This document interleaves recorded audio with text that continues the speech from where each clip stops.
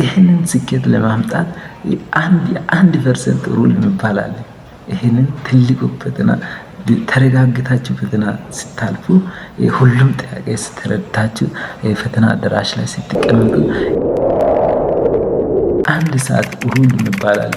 ፈተና ከመግባታችን በፊት 1 ሰዓት ሩል እንዴት መጠቀም እንዳለብን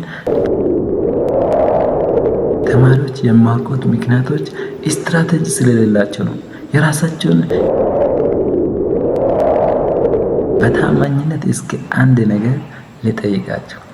ፈተና የሚለው ቃል ስትሰሙ ስንቶቻችሁ ናቸው የምትጨነቁት?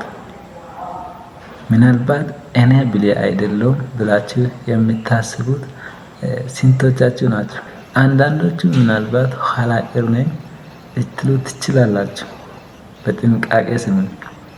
እናንተ ኋላ ቀር አይደላችሁም፣ ደካሞችም አይደላችሁም፣ አቅም የሌላችሁ ሰዎችም አቅም የሌላችሁ ተማሪዎችም አይደላችሁም። እናንተ በቀላሉ አንትሬንድ የሆናችሁት ያልሰለጠናችሁ ተማሪዎች ናቸው። ስልጠና ደግሞ ሁሉንም ነገር መለወጥ ይችላል። ለ12 ሳምንታት በተከታታይ በየሳምንቱ አንዳንድ ቀን ብቻ የወሰድን ለእኛ ሲኒየር ተማሪዎች ራሳችን ከዚህ በፊት ለ3 ዓመታት በተከታታይ ተጠቅመን ከ3.35 በላይ ማክሲማም እስከ 4 ባለው አቨሬጅ 3.8 ባለው ውጤት የሰራናቸው መንገዶችን ብትናርገን አንድንም ሳናስቀር እስከ 12 ሳምንታት ባለው በተከታታይ ለእናንተ የምንነግር ፕሮግራም በይፋ ተጀምሯል ማለት ነው። ይህንን ፕሮግራም በ2 ምዕራፎች አከፋፍለን እንሰጣለን ማለት ነው።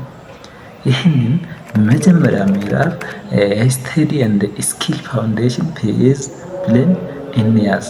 የጥናትና የመሰረታዊ የሆኑ ክህሎቶችን የምናሰለጥንበት 6 ሳምንት አንዳንድ ቀን ብቻ የወሰድን 6 ጊዜ የምንገናኝ ይሆናል ማለት ነው ከዛሬው ጋር ማለት ነው። ከዛሬ በኋላ ለ5 ተከታታይ ሳምንታቶች ስቴዲና የጥናትና የመሰረታዊ የጥናት ክህሎቶችን የምናሰለጥን ይሆናል። በሁለተኛው ምዕራፍ ደግሞ ሪቪዥን እና ኤግዛም ማስተር ፌዝ። የዚህ ምዕራፍ ላይ የምንሰጠው ሪቪዥን እና ኤግዛም ማስተር ፌዝ ላይ ለሪቪዥን እንዴት እናደርጋለን? እኛ ለምሳሌ ሲኒየር ተማሪዎች ከዚህ በፊት በተከታታይ ዓመታት ሪቪዥን እንዴት አድርገን ነው ይህንን 3.5 እና ከዛ በላይ አብዛኛው ጊዜ 3.8 ውጤት እና ፎርም የሰራናቸው ዘዴዎችን እንዴት አድርገን ሪቪዥን አድርገን እንደሰራነው በግልጽ እናገራለን ማለት ነው። ደግሞ ላስት አሁን ለምሳሌ ከፈተና በፊት ያለችውን 1 ሰዓት እቺ ወሳኝ ሰዓት ናት። እቺን ሰዓት እንዴት ተጠቅመን እንደምንገባ ሁሉንም ዲቴል ስቴፕ ባይ ስቴፕ በሆነ መልኩ ለሁሉም ሰው በሚገባ መልኩ ለእናንተ ግልጽ በሆነ መልኩ እናስረዳለን ማለት ነው።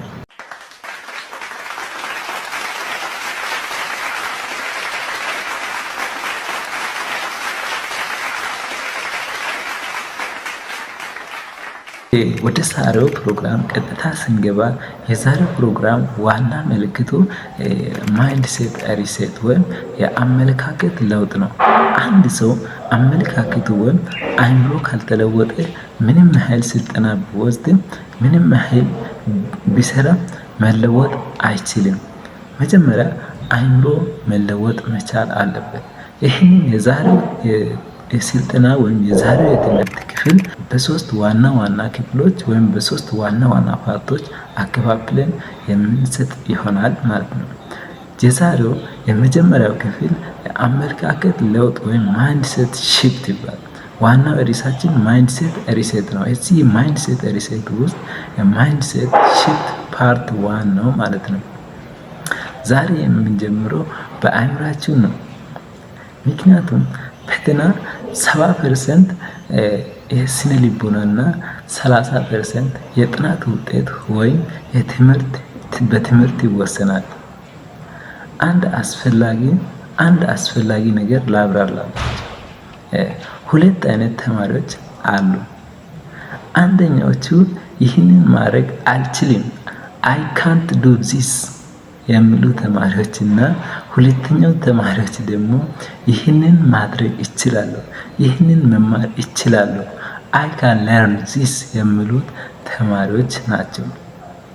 የመጀመሪያዎቹ ተይዞ ይቀራሉ ወይም ስታክ ሆነው ይቀራሉ። እዛ ተያይዞ ይቀራሉ ማለት ስታክ ሆነው ይቀራሉ። የመጀመሪያዎቹ አይ ካናት ዱ ዚስ የሚሉት ተማሪዎች ስታክ ሆነው እዛው ይቀራሉ። ሁለተኛው ተማሪዎች ግን ግሮው አፕ ያደርጋሉ፣ ያድጋሉ። ከዛሬ ጀምሮ የእድገት አመለካከት ወይም የግራውዝ ማይንድሴት እንገነባለን ማለት ነው።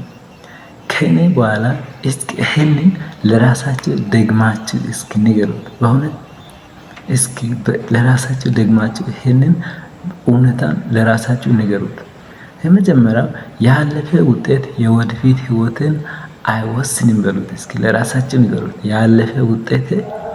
ያለፈ ውጤት የወደፊት ህይወትን አይወስንም በሉት። ማይ ፓስት ሪዛልት ዱ ኖት ዲፋይን ማይ ፊውቸርስ ብላችሁ ለራሳችሁ ንገሩት። ደግሞ ከዚህ ቀጥላችሁ አይ ካን ኢምፕሩቭ ብሉት። እኔ ማሻሻል እችላለሁ በሉት። እኔ ማሻሻል እችላለሁ ብላችሁ ለራሳችሁ ንገሩት። አይ ካን ኢምፕሩቭ ብላችሁ ለራሳችሁ ንገሩት። እንደገና በበለጠ ድምፅ ለራሳችሁ እስኪ ውስጥ ይሄን ወርድ እስከሚቀር ድረስ ለራሳችሁ ንገሩት። እስኪ አሁን ደግሞ የራስን ከዚህ በፊት የነበረኝ በተማሪነት የነበረኝ ባህሪዎችን ልንገራችሁ። እስኪ እናንተን ስለሚያስተምር ነው።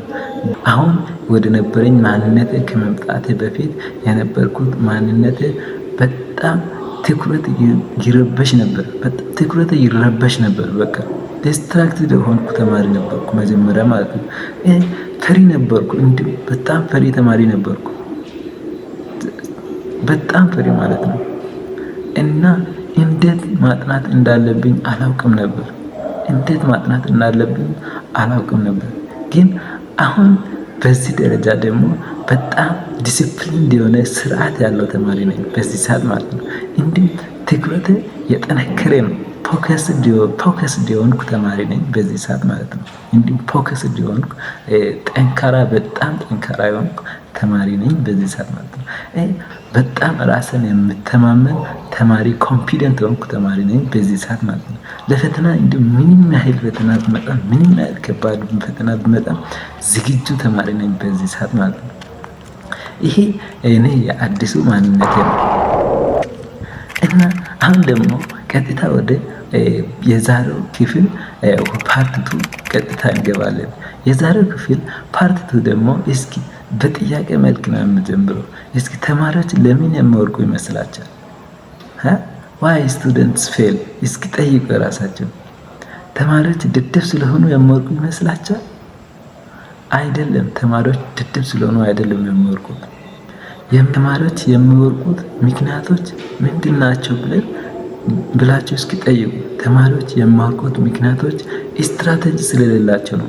የራሳቸውን የጥናት ስትራቴጂ፣ የፈተና አሰራር ስትራቴጂ ስለሌላቸው ነው። ስልት ባለመኖራቸው ነው ተማሪዎች የሚወድቁት።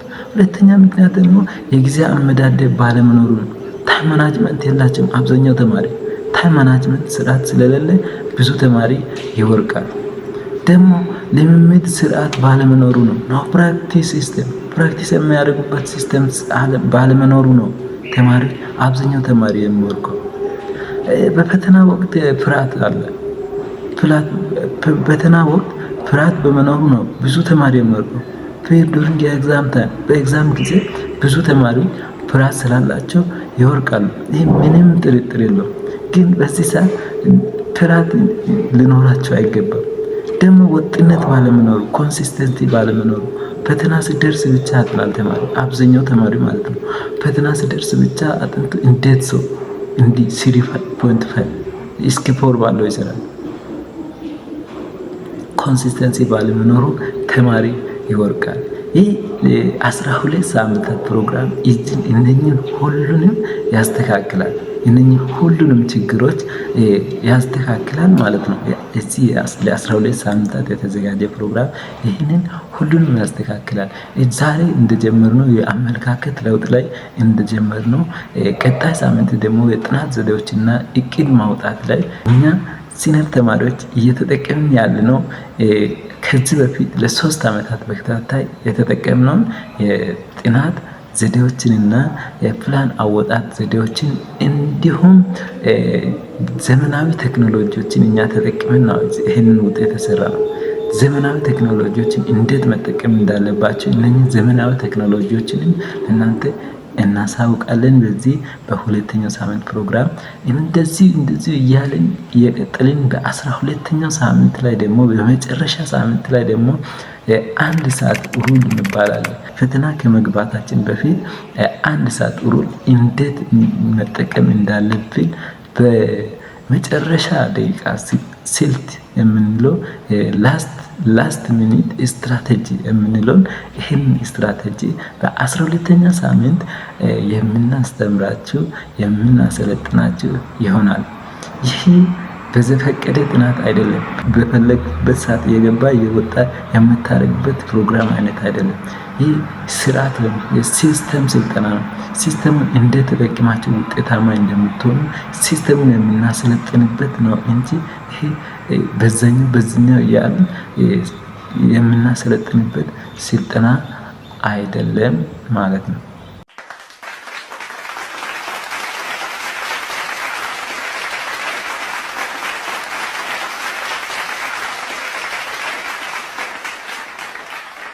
አሁን ደግሞ ወደ በዛሬው ፕሮግራም ፓርት 3 እንገባለን።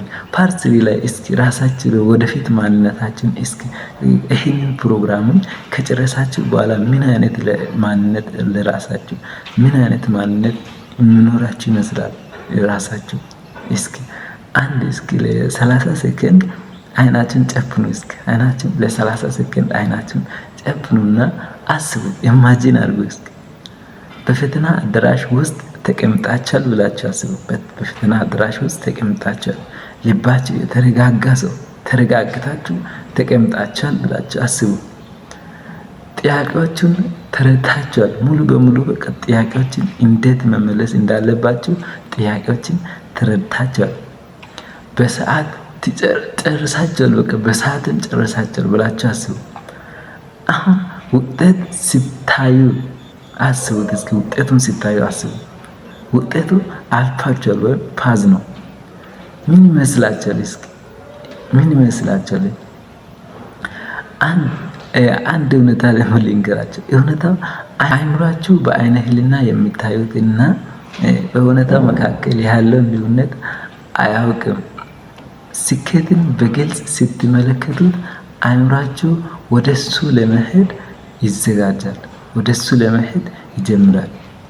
ይህንን ስኬት ለማምጣት 1% ሩል የሚባል አለ። ይህንን ትልቁ ፈተና ተረጋግታችሁ ፈተና ስታልፉ ሁሉም ጥያቄ ስትረዳችሁ ፈተና አዳራሽ ላይ ስትቀመጡ ያለን ይህንን ትልቁ ስኬት ለማምጣት 1% ሩል ይባላል። 1% ሩል ምን ይላል መሰላችሁ? ፍጹም መሆን አያስፈልጋችሁም ነው የሚለው። ፍጹም መሆን አያስፈልጋችሁም። በየቀኑ 1% ብቻ ማሻሻል ያስፈልጋችኋል ይላል። ይሄ 1% ሩል። ይሄ 1% ማለት በየቀኑ 1% ማሻሻል ማለት 84 ቀናት ውስጥ ወይም በ12 ሳምንታት ውስጥ በጣም ማሲቭ የሆነ ቼንጅ ነው የምታመጡት። በጣም ማሲቭ የሆነ ማለት ነው። በጣም ከምታስቡት በላይ ማሲቭ የሆነ ቼንጅ ነው የምታመጡት። ስሞል ዴይሊ ዲሲፕሊን ቢግ ፋይናል ሪዛልት ያመጣል። ምንም አትጠራጠሩ። ይሄ ቀላል ነገር እንዳይመስላችሁ። ወደሚቀጥለው ክፍል ከመምጣታችሁ በፊት አንደኛ ፈተናውን ለማለፍ የምትፈልጉት ግልጽ ምክንያቶችን እስኪ ጻፉ። ለምን ፈተና ማለፍ አለብኝ? ለቤተሰብ ወይስ ለወደፊት ህይወቴ? ለሙያ ወይስ ለራስ ክብር? እስኪ ለራሳችሁ ይሄን ግልጽ ምክንያቶችን አስቀምጡ። አንደኛ። ሁለተኛ ደግሞ ቀላል የዕለት ተዕለት የጥናት ስርዓት ፍጠሩ ለራሳችሁ። ቀላል የዕለት ተዕለት የጥናት ስርዓትን ፍጠሩ። እንኳን 1 ሰዓት ቢሆንም እንኳን አንድ ሰዓት የጥናት ስትራቴጂ ቢሆንም ለራሳችሁ ፍጠሩ። አንድ ኃይለኛ እውነታ ልንገራችሁ። በህይወት ውስጥ ካሉ ተማሪዎች መካከል አንዳንዶቹ በአንድ ወቅት የተናቁ ነበሩ። በራሱ ጊዜ ድሮ ተንቆ የነበረ ተማሪ እስኪ የምታውቁ ተማሪ አሁን በዚህ ሰዓት ስኬታማ ተማሪ እስኪ የምታውቁ ሰው ካለ እስኪ በዚህ ኮሜንት አድርጉት። ለማንኛውም ከአሁን ጀምራችሁ ለ12 ሳምንታት ባለማቋረጥ ከተከታተላችሁ ራሳችሁን ታመሰግናላችሁ። ምንም ጥርጣሬ የለም። ለመከታተል ዝግጁ ከሆናችሁት ሬዲ ብላችሁ በኮሜንት አሳውቁ።